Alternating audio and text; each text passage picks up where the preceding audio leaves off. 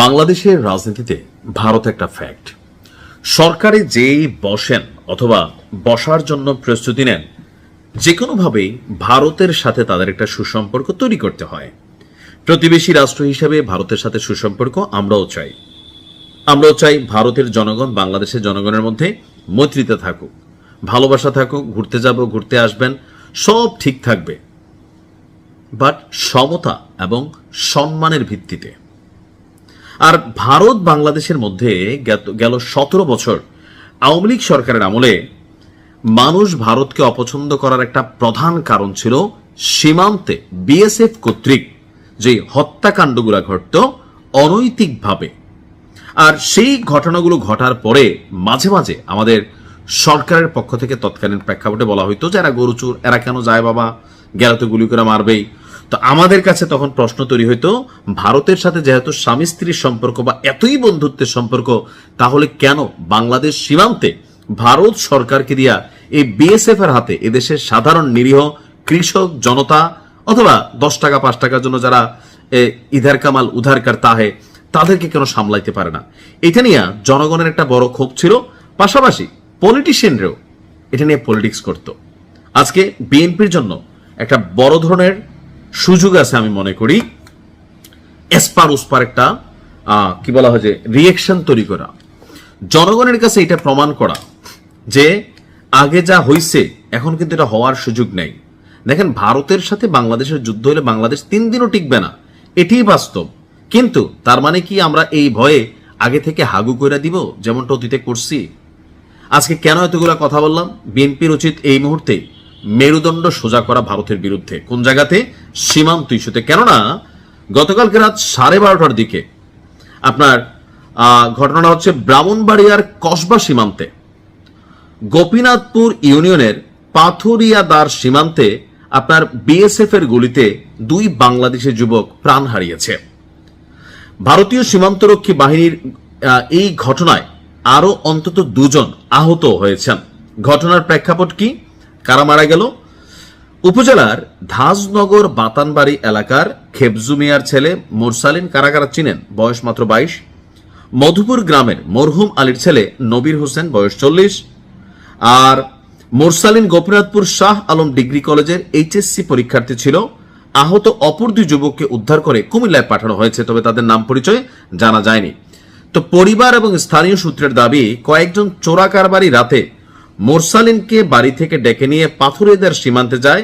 এ সময় আরো কয়েকজন ওই সীমান্ত এলাকায় যান। এ সময় বিএসএফ তাদের লক্ষ্য করে গুলি ছুড়লে ঘটনাস্থলে মোরসালিন এবং নবীর নিহত হন। পরে তাদের মরদেহ আবার ভারতে নিয়ে যায় বিএসএফ। তো বাসিন্দাদের বক্তব্য হচ্ছে যে নবীর হোসেনের ছেলে মোহাম্মদ তপনের বক্তব্য, তার বাবা সন্ধ্যা থেকেই বাড়িতে ছিলেন না, সীমান্ত এলাকায় যাওয়ার পর বিএসএফ গুলি চালিয়েছে।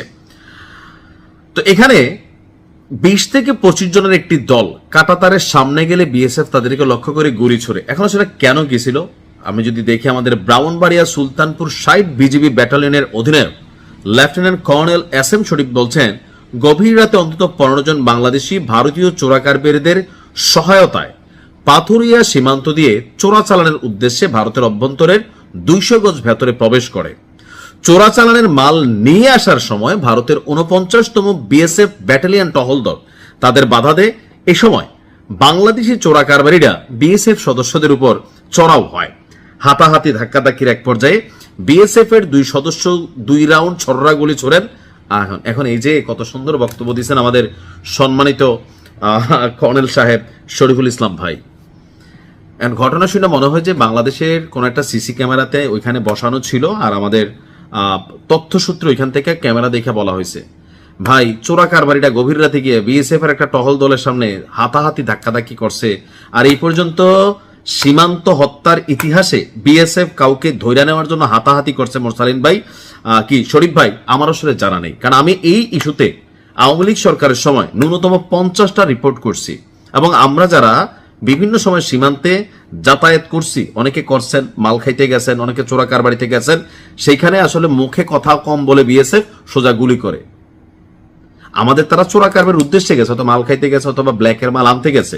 আমার কথা হচ্ছে এটা তো অন্যায়, অপরাধ। যদি অপরাধ হয় তাহলে তাদেরকে গ্রেপ্তার করুক। এখন গ্রেপ্তারের ইস্যুটা থেকেই ওই যে আমাদের যেই রাষ্ট্রীয় ভাষ্য, রাষ্ট্রীয় বলবো নাকি বিজিবির ভাষ্য বলবো, এই ভাষ্যটা কিন্তু একটা জিনিস ক্লিয়ার দিচ্ছে যে বিএসএফ তাদেরকে গ্রেপ্তার করতে গেছিল, তো তারা হাতাহাতি ধাক্কাধাক্কি করছে, এক পর্যায়ে বাধ্য হইয়া বিএসএফ গুলি চালাইছে। অনেকটা বাংলাদেশের এনকাউন্টার যেগুলো হয় এরকমই একটা মন্তব্য শরীফ ভাইয়ের কাছ থেকে আসছে। এখন হইতে পারে শরীফ ভাই সত্য, কিন্তু অতীত ইতিহাস কিন্তু এই ধরনের ঘটনাকে সাক্ষ্য দেয় না। অতীত ইতিহাস বারবার এটাই বলে যে ভারতের সীমান্তে যখনই কোনো বাংলাদেশি গরু চোরা কারবারি, মাদক চোরা কারবারি, মালখুররা ঢুকে বা কাছাকাছি যায়, ওই দেশে একটা চক্র থেকে বাংলাদেশে একটা চক্র থাকে, এখানে ধরেন 2, 4, 10, 20 টাকা, 50 টাকা, 500 টাকা, এই যারা এই কাজগুলা করে দেয় তারা পায়, আর আসল মুনাফা ধরা গডফাদার তারা নেয়। প্রাণ হারায় কারা? তারা। আমার কথা হচ্ছে অন্যায়কে আমি প্রশ্রয় দেওয়ার পক্ষে না। বাংলাদেশের যেসব যুবক ভারতে যাচ্ছে, যদি ভারতের কোনো যুবকও বাংলাদেশে এসে আমরা তাদের গ্রেপ্তার করব, গ্রেপ্তার করতে তারা যদি বাধাও দেয় তাহলে তাদেরকে আমরা কি করব? হাঁটুর নিচে গুলি করব। কিন্তু যখন গুলিটা সিনার মধ্যে লাগে, মাথায় লাগে, বুকে লাগে, তখন এটার কোনো ব্যাখ্যা হয় না যে বিএসএফ কি এই প্রথম কোনো ঘটনা ঘটাইছে।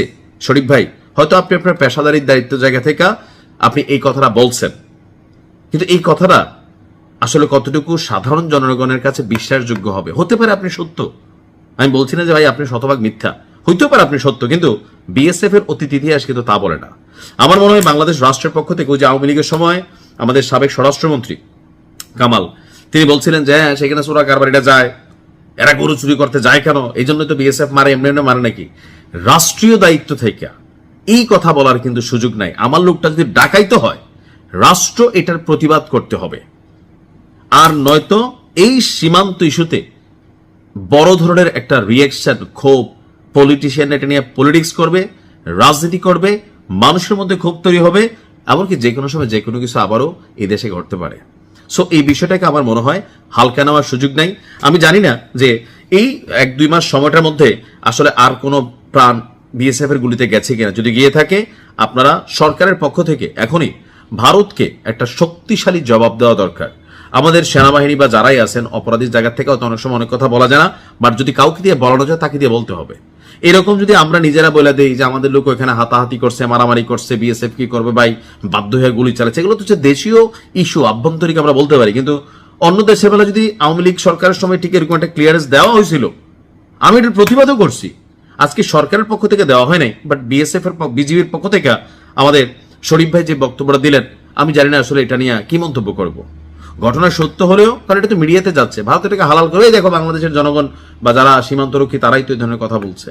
আপনারা অনেক মুরব্বী মানুষ, জ্ঞানী মানুষ, বাট আমার মনে হয় এই ইস্যুগুলোতে মিনিমাম লেভেলে বিএনপি সরকারের উচিত ভারতের সাথে শক্তভাবে দৃঢ় কণ্ঠে কথা বলা, যে আমার লোক যদি তোমার দেশে ঢুকে অন্যায়ভাবে অ্যারেস্ট করো, তারা তুমি মাইরা ফেলবা কেন? আমাদের দেশে ঢুকলে আমরা অ্যারেস্ট করবো, সীমান্তে গুলি চালানোর কোনো সুযোগ নাই। কিন্তু এটা ঘটছে, এটা কিন্তু থামানো উচিত। আমরা যখন পরামর্শ দেই, যখন সমালোচনা করি, যারা ক্ষমতায় থাকেন তারা আমাদেরকে শত্রু মনে করেন। একসময় আওয়ামী লীগ কঠিন শত্রু মনে করতো, ভাই 9 বছর দেশে ঢুকতে পারিনি, বুঝছেন। এখনো যখন বলি, অনেকে বলেন হ্যাঁ তুমি এত কথা কেন বলো, ভাই ভালোর জন্য বলি, ভালোর জন্যই বলি, দেশের ভালোর জন্য, আপনাদের ভালোর জন্য। সমালোচনাকে পজিটিভলি নিন, এমনকি যেটাতে জনগণের পাল সেটাকে বোঝার চেষ্টা করুন। ভালো থাকুন, আসসালামু আলাইকুম।